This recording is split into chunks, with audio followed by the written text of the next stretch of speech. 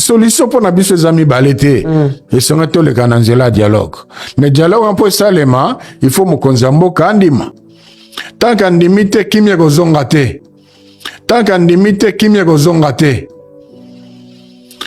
tant qu'andimite kimia kozonga te tant qu'andimite kimia kozonga te alors responsabilité à moto na moto par rapport aux idéaux de liberté, de justice, de paix, d'unité et de progrès proclamés au matin du 30 juin 1960.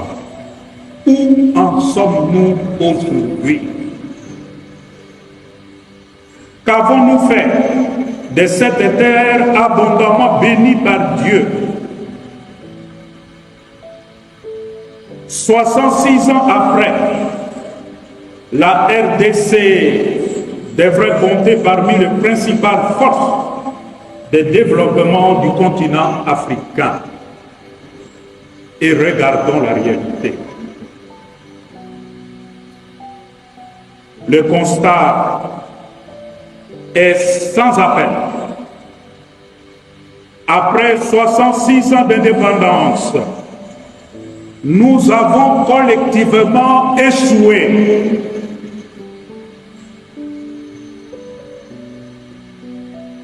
Et reconnaître cet échec est un signe d'honnêteté intellectuelle et spirituelle.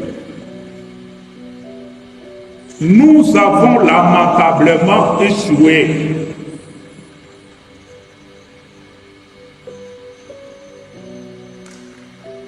Comme les évêques nous l'ont rappelé dans leur message, qui vous sera lu encore aujourd'hui, notre nation est aujourd'hui en péril. Les conflits armés, avec plus d'une centaine de groupes armés, on parle de plus de 160 groupes armés dans notre pays. La présence de forces étrangères sur notre territoire. La misère indescriptible de notre population. Manque de nourriture, manque d'eau, manque d'électricité, manque d'accès aux soins médicaux de qualité, difficultés de circulation dans la ville de Kinshasa, etc.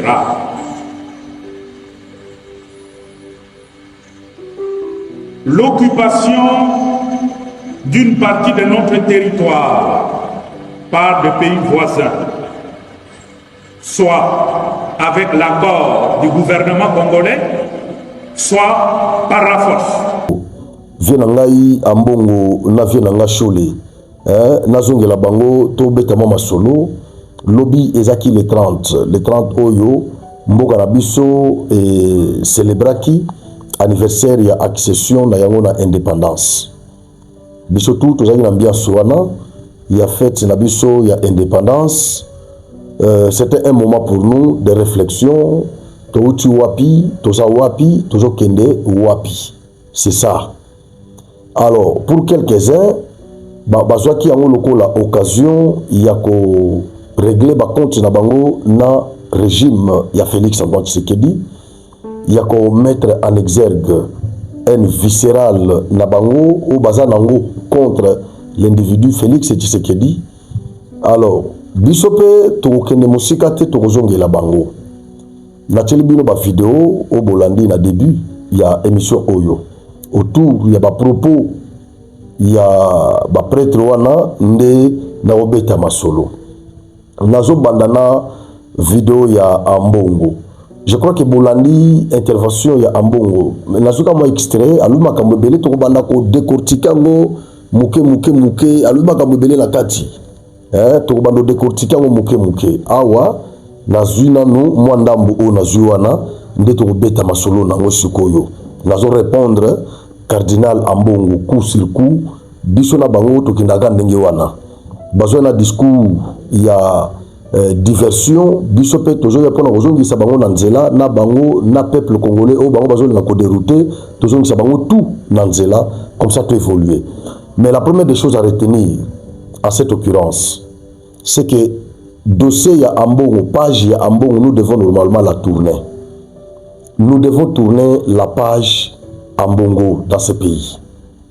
Bato catholique oyo, il faut normalement to kunda bango, histoire na bango ici là, bazutozong sa bango vraiment na ba messe, bake na ba messe, batika batiki la biso, l'état congolais na kimia, l'état a dirigé mboka oyo, mboka de développement. C'est tout ce que nous pouvons faire. Donc nous devons vraiment enterrer l'histoire de ces gens ici, aux Hollanda. Il faut que tout ça na bango, na scène politique, il faut tout ça na bango, donc il faut tout kunda bango pesa, bazonga na ba paroisse, bazonga na ba paroisse, batika biso na kimia. C'est ce que nous allons faire. Bolandi Ambongo, nous avons des questions dans ce pays. Nous avons des questions profondes dans ce pays, existentielles. Namboka Oyo, nous en avons.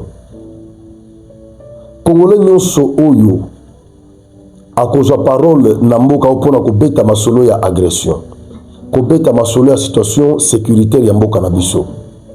Ceux qui ont animé de bonne foi, ceux qui ont conscience, ceux qui ont objectif, ceux qui ont Congolais, moi na tata Lumumba, tata Simo Kimbangu, ceux qui ont vrai Congolais, vrai locaux.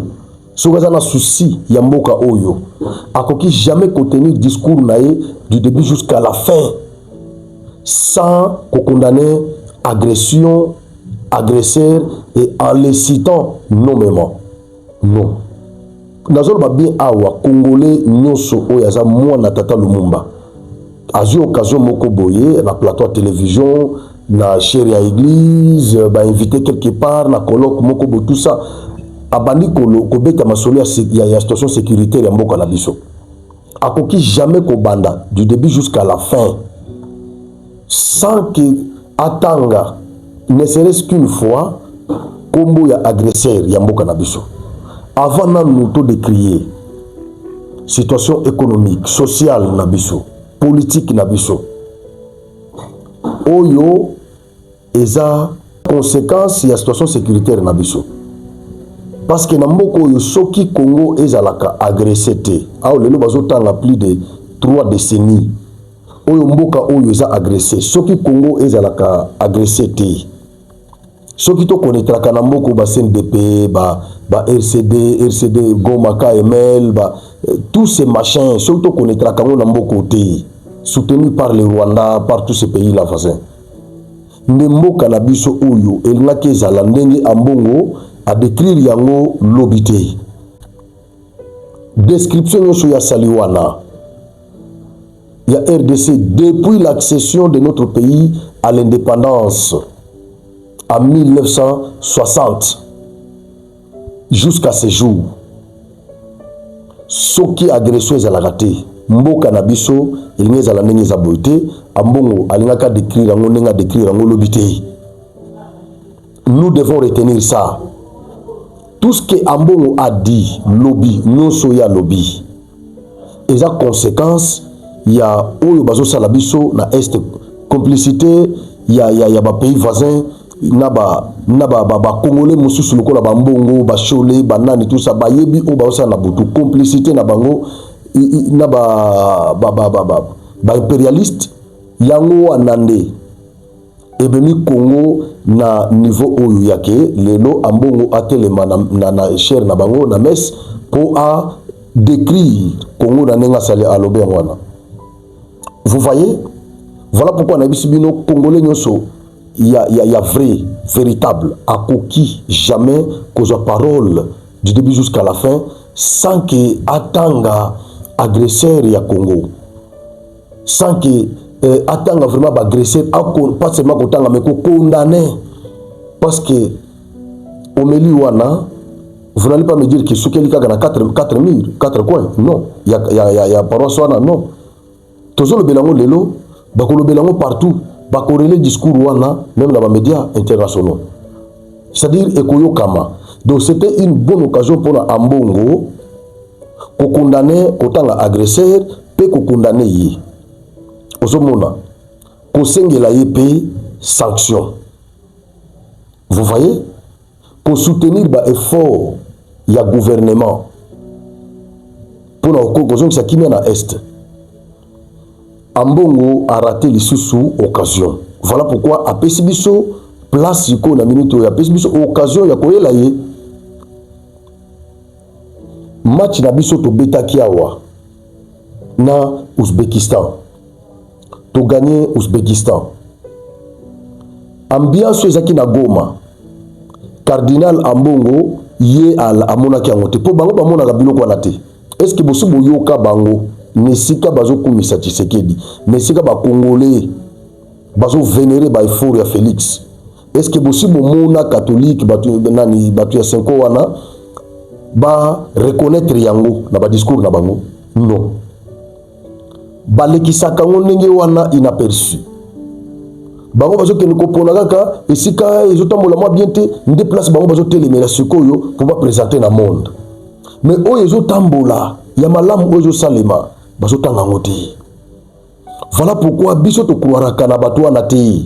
Le fait que discours na bango est basé na haine viscérale contre Tshisekedi, contre son régime, to croiraka na ngote. Félix a tenu discours naïe à l'occasion de notre de l'anniversaire de notre indépendance. Bolandi discours, il y a un homme d'État. Par leur courage, leur combativité et leur attachement au maillot national, nos léopards ont rappelé au monde que la République démocratique du Congo ne se résume pas à ses crises. Le Congo, c'est aussi le talent, l'audace, la discipline, la résilience et cette capacité de croire jusqu'au bout, même lorsque le chemin semble difficile. Très équilibré.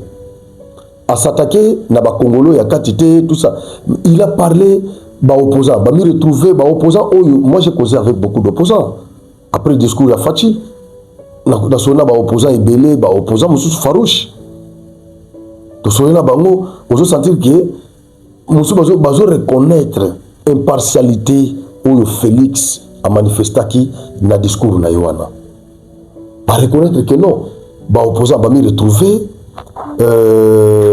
C'est tout un lobby qui est question à changement constitution, c'est question que et c'est question il faut qu'on réfléchisse malamu tout ça bah opposant va me retrouver.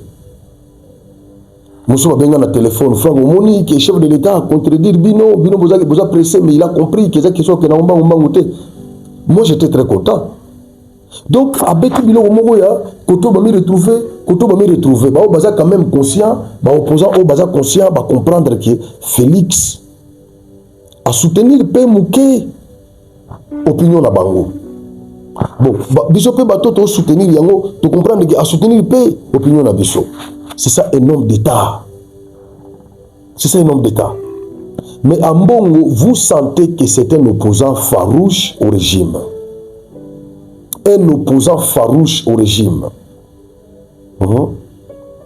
Nakati ya discours ya Ambongo, est-ce que Bolandi Ambongo a abordé en profondeur question ya agression? Non.